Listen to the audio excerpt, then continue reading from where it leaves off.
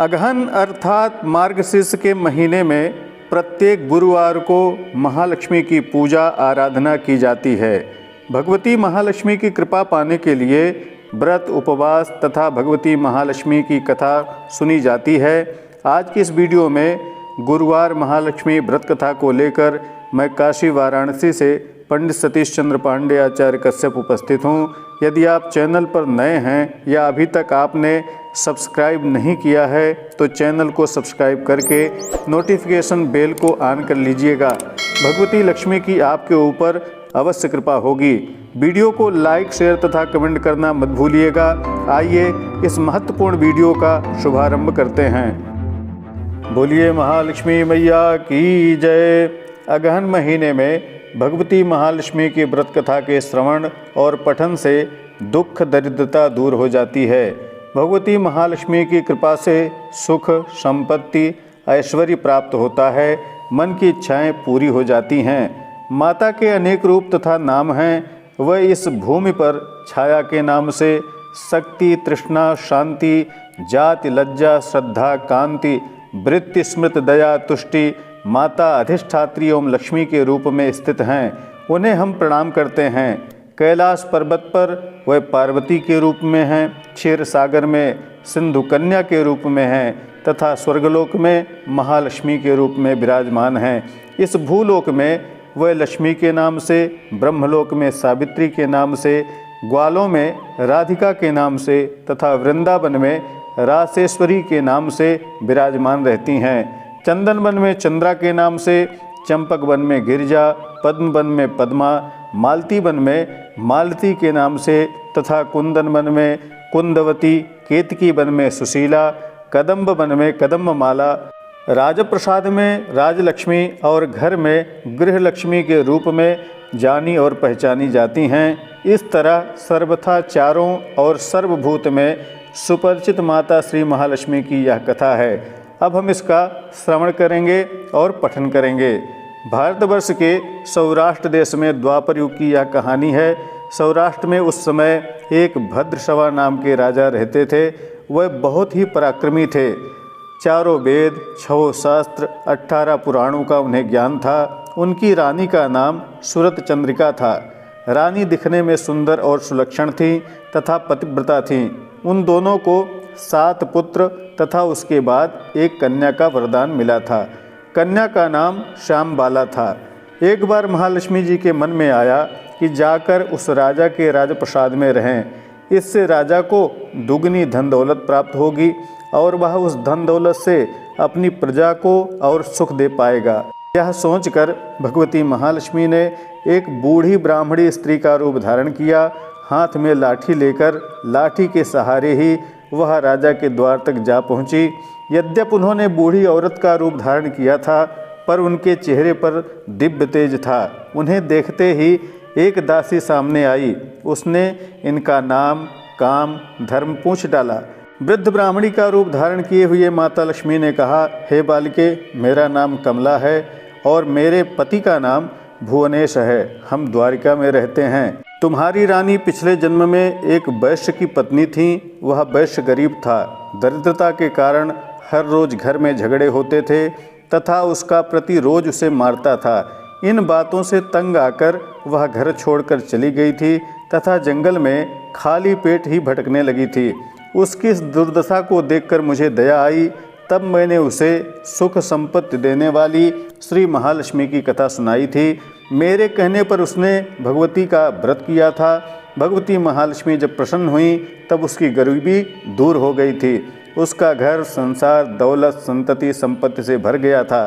बाद में पति पत्नी दोनों परलोक सिधार गए। लक्ष्मी व्रत करने के कारण वह लक्ष्मी लोक में निवास करने लगे। उन्होंने जितने वर्ष महालक्ष्मी का व्रत किया था उतने हजारों साल उन्हें सुख भोग मिला। इस जन्म में उनका जन्म राजघराने में हुआ है परंतु वह श्री महालक्ष्मी का व्रत करना भूल गई है। उसे यह याद दिलाने मैं यहाँ आई हूँ। बुढ़िया की बातें सुनकर दासी ने उन्हें प्रणाम किया तथा श्री महालक्ष्मी का व्रत किस तरह से किया जाए इस बारे में उन्होंने उससे पूछा। भगवती महालक्ष्मी ने उसे सारी विधि बतलाई। इसके बाद वह दासी माता को प्रणाम करके रानी को बताने के लिए अंदर चली गई। राज वैभव के नशे में चूर रानी को अपने ऐश्वर्य का इतना घमंड था, संपत्ति तथा अधिकार की वजह से वह उन्मत्त हो गई थी। दासी द्वारा बताई गई बुढ़िया की बातें सुनकर वह आग बबूला होकर राजद्वार पर आकर बुढ़िया रूप धारण की हुई महालक्ष्मी पर बरस पड़ी। उसे यह मालूम नहीं था कि भगवती महालक्ष्मी स्वयं ही वृद्ध माता का रूप धारण करके द्वार तक आई हैं, परंतु रानी का इस कदर रूखा बर्ताव तथा अपना अनादर देखकर माता ने वहाँ ठहरना ठीक नहीं समझा। वह वहाँ से चल पड़ी। राह में उन्हें राजकुमारी श्यामबाला मिली। उन्होंने श्यामबाला को सारी बात बताई। श्यामबाला ने अपनी ओर से श्री महालक्ष्मी माता से क्षमा मांगी। माता को उस पर दया आई। उन्होंने श्यामबाला को श्री महालक्ष्मी व्रत के बारे में बतलाया। उस दिन अगहन मार्गशीर्ष मास का पहला गुरुवार था। श्यामबाला ने परम श्रद्धा से भगवती का व्रत किया। फलस्वरूप राजा सिद्धेश्वर के सुपुत्र मालाधर से उसका विवाह हुआ। वह धन दौलत संपत्ति ऐश्वर्य से माला माल हो गई। पति के साथ ससुराल में आनंद से दिन बिताने लगी। इधर श्री महालक्ष्मी का रानी पर प्रकोप हुआ।